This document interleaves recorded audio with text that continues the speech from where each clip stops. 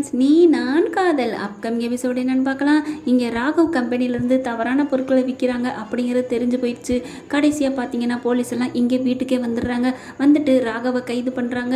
அவங்க எவ்வளவோ எல்லாரும் வீட்டில் கெஞ்சுறாங்க, ராகவுக்கு இதுக்கு எந்த சம்மந்தமும் இல்லை அப்படின்ட்டு. ஆனால் முடியாதுன்னு சொல்லி கைது பண்ணிட்டு போயிடுறாங்க. பார்த்தா அழுதுகிட்டே அபி ஓடுறாங்க. ஆனாலும் பார்த்தீங்கன்னா அதெல்லாம் வராதிங்கம்மா அப்படி சொல்லி ஜீப்பில் ஏற்றிட்டு போயிடுறாங்க. இங்கே எல்லாரும் பரிதவிப்பாக இருக்காங்க. எல்லாரும் பார்த்துட்டு இங்கே எல்லாரும் என்ன சுந்தரி தான் பார்த்தீங்கன்னா அபியையும் அனுபவியும் நீங்கள் 2 பேரும் வந்த ராசி தாண்டி இப்படி ஆயிடுச்சுன்னு சொல்லி கண்ணை பின்னாடி திட்டுறாங்க. சரிங்க, அடுத்து இதை இப்படியே விடக்கூடாது அப்படின்னு சொல்லிட்டு ஆகாஷ் என்ன பண்ணுறாங்க, நான் போகிறேன் அப்படின்னு சொல்லி கிளம்புறாங்க. உடனே அவங்க அப்பா நானும் வரேன்டா அப்படின்னு சொல்லி கிளம்புறாங்களா. உடனே முரளியை பார்த்து ஏங்க நீங்கள் பாட்டுக்கு இருக்கீங்க, ஏதாவது ஏற்பாடு பண்ணுங்க அப்படின்னு அஞ்சலி சொல்கிறாங்க. அம்மா கண்டிப்பாக ராகவ் வர்றதுக்கு நான் ஏற்பாடு பண்ணாமல் விடுவேனா அப்படின்னு சொல்லிட்டு அவனை உள்ளே அனுப்புனதே நான் தான், இவ ஒருத்தி அப்படின்னு மனசில் நினச்சிக்கிறாங்க. கண்டிப்பாக அவன் இந்த ஜென்மத்துக்கு வரவே முடியாது. என்ன சாதாரண கேஸா, சும்மா செம்மையான கேஸ்ல சிக்க வச்சிருக்கேன், இனிமே அபி எனக்கு மட்டும்தான் சொந்தம் அப்படின்னு கனவு காண ஆரம்பிக்கிறான் முரளி. இங்கே என்ன பண்ணுறாங்க, கிளம்புறாங்க ஆகாஷும் அவங்க அப்பாவும். உடனே அபி இருந்துட்டு நானும் வர்றேன் அப்படின்னு குட்டி பாஸ் அப்படிங்கல, நீங்கள் எதுக்கு வேணாங்க அப்படிங்கல, அதெல்லாம் முடியாது, நான் வந்து ராக்கி பாயை பார்த்தே ஆகணும் அப்படி இப்படின்னு சொல்லி ஒத்த கால் நிற்கிறாங்க. சரின்னு சொல்லிட்டு ஆகாஷ் அப்பா என்ன பண்ணுறாங்க, இப்போ தான் அவர் ரொம்ப நல்லவராயிட்டாரு, முன்னாடி தான் அப்படியே வினயமாக இருந்தாங்க, இப்போ சொத்து சுகம்லாம் எழுதி வச்சுட்டாங்களே ராகவ், அதனால ரொம்ப பாசமாக இருக்காரு, ரொம்ப உண்மையிலே டோட்டலாக மாறிட்டாரு, ரொம்ப நல்லவரா, சரி வாமா அப்படி சொல்லி கூட்டிகிட்டு போயிடுறாங்க. 3 பேருமே அங்கே ஸ்டேஷனுக்கு போகிறாங்க. போயிட்டு பார்த்தீங்கன்னா நாங்கள் ராகவை பார்க்கணும் அப்படிங்கிறாங்க. அதெல்லாம் முடியாதுங்க, என்ன பெரிய கேஸில், எவ்வளோ பெரிய கேஸில் நாங்கள் அரெஸ்ட் பண்ணியிருக்கிறோம், அவங்கள வந்து நீங்கள் ஈஸியாக பார்த்துருவீங்களா, ஏங்க ஒரு 5 நிமிஷம் பார்க்குறதுல நாங்கள் என்னங்க பண்ண போகிறோம் அப்படிங்கிறாங்க. என்னது 5 நிமிஷமா, 5 நிமிஷம் நாங்கள் 5 நொடிக்குள்ள கூட அவன் ஏதாவது ரகசியத்தை சொல்லலாம், அதுலேருந்து நீங்கள் ஏதாவது அவனை காப்பாற்றிட்டீங்கன்னா தப்பிச்சு போயிட்டாருன்னா என்ன பண்ண முடியும், எதாக இருந்தாலும் கோர்ட்டில் வந்து பேசிக்கங்க அப்படின்னு போலீஸில் சொல்லிடுறாங்க. உடனே ரொம்பவே ஃபீல் பண்ணுறாங்க, இப்படிலாம் பண்ணாதீங்க, நாங்கள் ஒரு 5 நிமிஷம் பார்க்குறது நாங்கள் என்னங்க பண்ண போகிறோம், நீங்களும் பக்கத்தில் நில்லுங்கன்னு அபி எவ்வளோ கெஞ்சுறாங்க. அதெல்லாம் முடிய முடியாது போமா அப்படின்னு சொல்லி கழுத்தை பிடிச்சி தள்ளாத குறைய வெளியில் தள்ளிடுறாங்க. பார்த்தீங்கன்னா உட்காந்து ஓன அழுகிறாங்க. இப்படி இந்த மாதிரிலாம் பண்ணாதீங்க, எங்களுக்கு உரிமை வேணும், எங்களுக்கு நாங்கள் என்ன அப்படியே நாங்கள் கூட்டிகிட்டா போகிறோன்னு சொன்னோம், நீங்கள் பாட்டுக்கு வந்தீங்க அள்ளிட்டு வந்துட்டீங்க, யாரோ ஒருத்தங்க எங்கள் கம்பெனியில் வச்சுட்டு கூட எங்கள் மேலே பழி போடலாமே, நாங்கள் அப்படி விற்கிறவங்க எங்கள் கம்பெனியில் வைக்க போகிறோம் அப்படின்னு சொல்லி கத்திக்கிட்டே கிடக்குறாங்க. பார்த்தீங்கன்னா இந்த விஷயம் எல்லாம் ப்ரெஸ் மீட்டிங்க்கு தெரிஞ்சிருது. வந்த ப்ரெஸ் எல்லாருமே வந்துடுறாங்க, பத்திரிக்கையெல்லாம் வந்துட்டு மீட்டிங் பண்ணுறாங்க. என்னம்மா என்ன ஆச்சு அப்படின்னு அபியை பார்த்து சுற்றி வளைச்சிட்றாங்க. அப்படியே ஓன்னு அழுகுறாங்க. இந்த மாதிரி பாருங்கள், என் வீட்டுக்காரர் எந்த தப்புமே பண்ணலை, இப்படி அரெஸ்ட் பண்ணி கூட்டி வந்துட்டாங்க அப்படின்னு சொல்லல, அவர் பண்ணலை வைக்கலன்னு உங்களுக்கு தெரியுமா அப்படிங்கிறாங்க.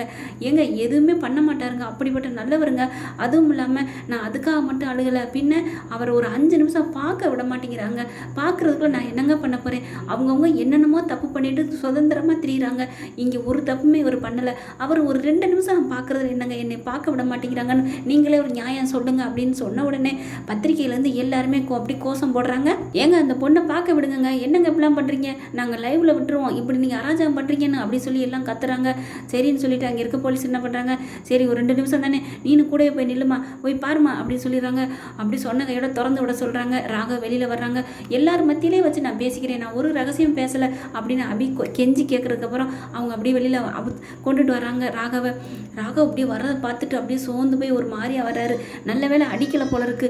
பார்த்தா இங்கே அபி என்ன பண்ணுறாங்க, ஓடி போய் போலீஸ் ஸ்டேஷன் கூட பார்க்கல, இறுக்கி பிடிச்சி அப்படியே கட்டி பிடிச்சிக்கிறாங்க, கட்டி பிடிச்சி கண்ணீர் விடுறாங்க. ராக்கி பாய் என்னால் தான் எல்லாம் அப்படின்னு சொல்லி அவங்களுக்குள்ள ஒரு குற்ற உணர்வு. அவங்க சொல்லித்தானே ஆகாஷ் ஆர்டர் எடுத்தாங்க அப்படின்ட்டு, நாங்கள் பண்ண தப்புக்கு நீங்கள் வந்து இப்படி மாட்டிக்கிட்டீங்களே அப்படின்னு சொல்லிட்டு இறுக்கி கட்டி பிடிச்சிட்டு அழுகிறாங்க. ராக அப்படியே ஒரு நிமிஷம் அப்படியே ஸ்தம்பிச்சு போயிடுறாரு. என்ன இது, இவ இந்தளவுக்கு உருகி பேசுகிறாளே, நம்ம கிளம்பி வரையிலே அப்படி அழுதுகிட்டே வந்தால் இவ்வளவு பாசமாக இருக்கலாம் அப்படின்னு நினைக்கிறாங்க. அப்படி சொல்லி ரொம்ப சந்தோஷப்பட்டு ரொம்ப வேதனைப்பட்டு அழுகிறாங்க. நான் உங்களை நான் வெளியில் எடுக்காமல் விட மாட்டேன் அப்படின்னு சொல்லிட்டு, விடு அபி, நான் எல்லாம் பார்த்துக்கலாம், நமக்கு எந்த ஒரு பயமும் தேவையில்லை அபி, நம்ம என்ன தப்பு பண்ணோம், ஒன்றுமே பண்ணலை, நீ ஏன் பயப்படுற அப்படிங்கிறாங்க. பார்த்தீங்கன்னா ப்ரெஸ் மீட்டிங்லேனா நேரம் நான் உங்களை பார்க்கவே முடியாது தெரியுமா அப்படிங்கல, என்ன நடந்துச்சு ஏது நடந்துச்சுன்னு புரியலையே அப்படின்னு சொல்லி தவிக்கிறாங்க. அப்புறம் 2 நிமிஷம் ஆயிடுச்சு, போமா அப்படிங்கிறாங்க. ஐயோ இருங்க, அவங்க சித்தப்பாவும் என் குழந்தைனார் இருக்காங்க, அவங்க தம்பி இருக்காங்க, அவங்களும் 2 வார்த்தை பேசட்டும் அப்படிங்கிறாங்க.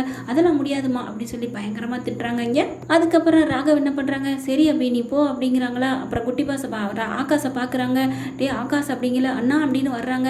ஏங்க அதெல்லாம் நீங்களாம் வரக்கூடாதுங்க, என்னங்க ஒரு ஆள் தானே, ஏங்க இங்கே தாங்க நிற்கிறாங்க, நான் அப்படி 2 வார்த்தை பேசுறதுல என்ன இருக்குது அப்படிங்கிறாங்க. மறுபடியும் ப்ரெஸ்காரங்க எல்லாருமே சொல்லிடுறாங்க, ஏங்க ஒரு 2 ஆள் பார்க்குறதுல 2 நிமிஷத்தில் என்னங்க பண்ண போகிறாங்க, நம்ம எல்லாரும் முன்னாடி தாங்க பேசுகிறாங்க, 2 செகண்ட் ஒரு ஆறுதல் கூட பேச விட மாட்டீங்களா அப்படின்னு கொய்யமையன்னு கத்துறாங்க.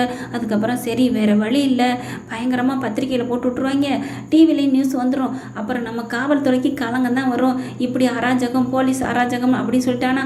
அதுவும் இங்கே பாரு இந்த உட்காந்துருக்கு இந்த பிள்ளை, இந்த அபி இது பயங்கரமான ஆளாக இருக்கும் போல இருக்குது, கோஷம் போட்டுரும், கொஞ்சம் கூட பயப்பட மாட்டேங்குது, அதனால சரி பார்க்க விடு அப்படின்னு சொன்னோன்னே ஆகாஷ் அவங்க அப்பாவும் வேகமாக ஓடி வராங்க பார்த்து பேசுறதுக்கு ராகவ. ஓகே ஃப்ரெண்ட்ஸ், இப்படி தான் போகலாம், என்ன நடக்க போகுதுன்னு பொறுத்திருந்து பார்க்கலாம். இந்த பற்றி உங்களுக்கு பிடிச்சிருந்துச்சுன்னா உங்கள் பொண்ணான கையால் ஒரு லைக்கை போட்டு சப்ஸ்கிரைப் பண்ணிடுங்க. Thank you friends.